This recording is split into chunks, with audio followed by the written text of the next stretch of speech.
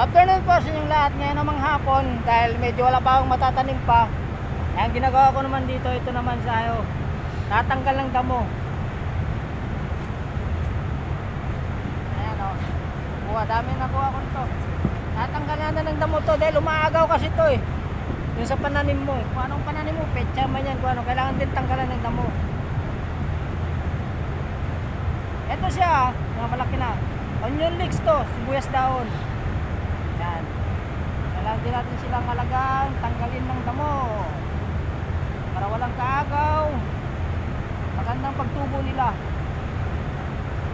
Eh kung mag-apply ka ng fertilizer nito, kung may mga damo, wala, useless yung fertilizer mo, aagawin lang nila yan, yung damo. Yung damo ang kano, tumataba, hindi yung pananim mo, kaya kailangan tanggalin mo talaga siya.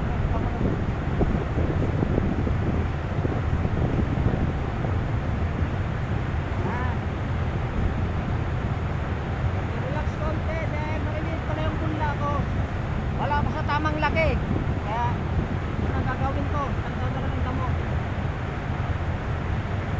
Kung after 5 days, tatanim naman tayo nito. Petsa tatanim ko, tamang laki na yun after 5 days.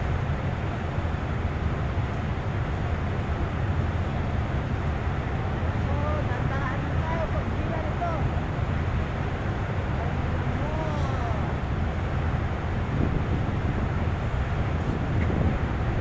Tatapusin ko pa yan dyan. Sa kabila mayroon din. Thank you po, salamat. Salamat.